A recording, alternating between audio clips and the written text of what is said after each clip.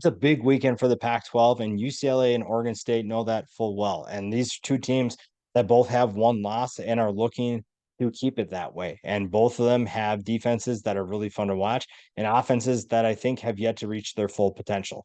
UCLA had a bounce back week against Washington State. You took a loss to Utah in what was one of the worst games that offense has ever played under Chip Kelly, and you found a way to bounce back. It was not the best performance offensively still. So that's something to work on. But when you have a freshman quarterback like Dante Moore, you are definitely understanding that it might take some time for him to get things figured out.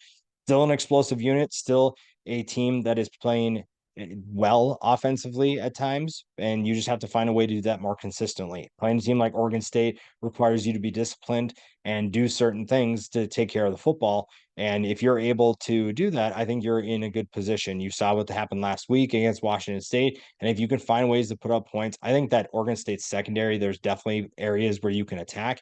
And a guy like Dante Moore, who's looking to bounce back, can definitely benefit from that. Oregon State is definitely a solid team. I think overall, when it comes to consistency, you're looking at Oregon State in terms of they're capable of limiting certain teams. Like I said, the secondary has some concerns. The defense isn't as elite as it was last year, but you're still looking at a group that can play to that level. I think they still have it in the tank.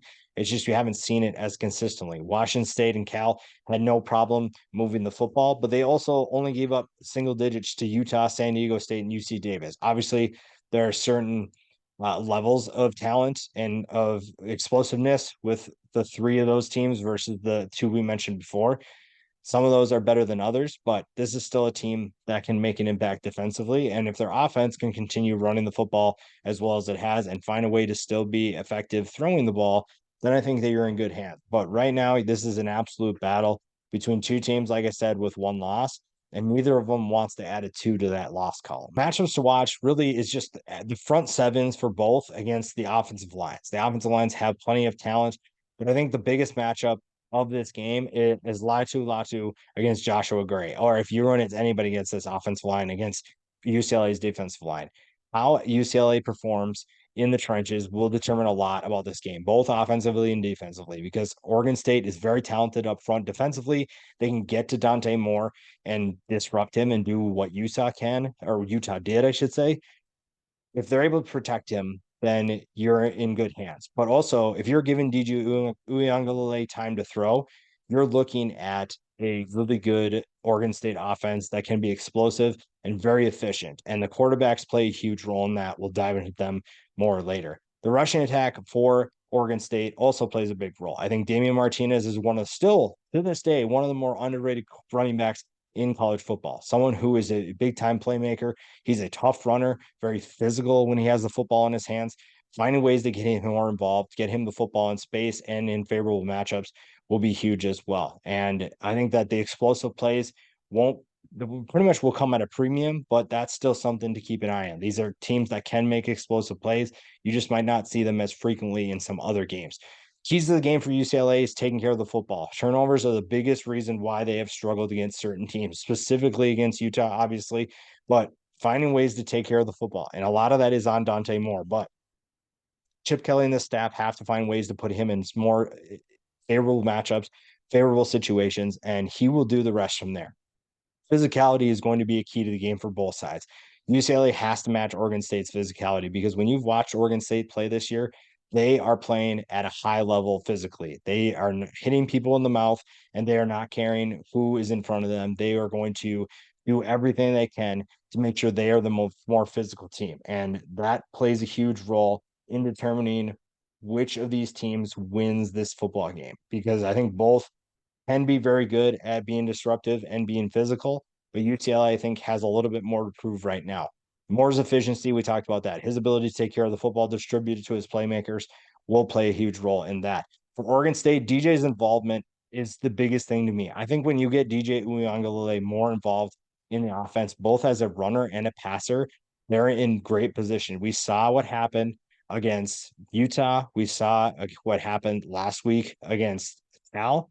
You are looking at a guy who is very capable of playing at a high level. You just have to find a way to get him comfortable and do that. Now, this is a big test, and the last big test that we saw, it wasn't super great for DJ in this offense. I think that they were sleepwalking through the first half of that game against Washington State, but they found a way to figure things out. Even against Utah, they weren't exactly elite, but finding a way to get him involved more, I think, goes a long way in determining the outcome. Winning at the line of scrimmage does too.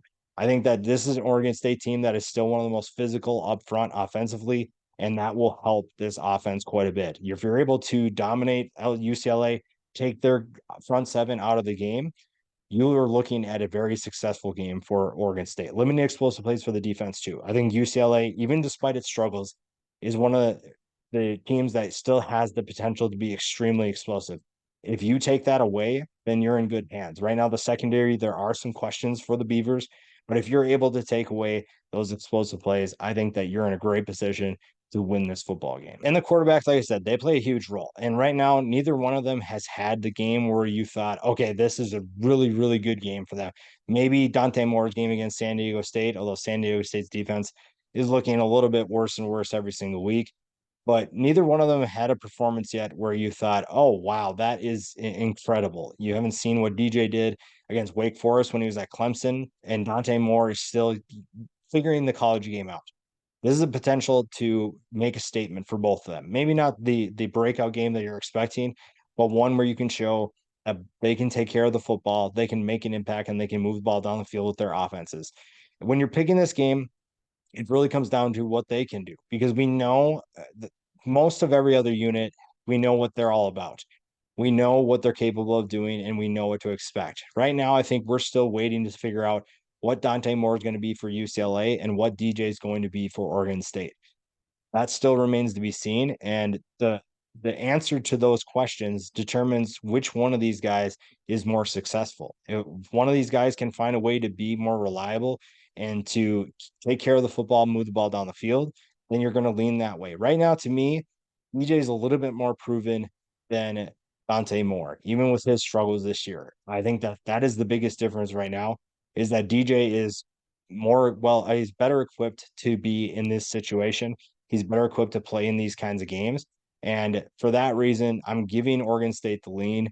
Their defense also to me is similar to what UCLA will do in terms of physicality. But I think overall, Oregon State is the more talented team, the more consistent team. And if UCLA finds a way to pull off an upset, then more power to them. But right now, Oregon State to me feels like the better team.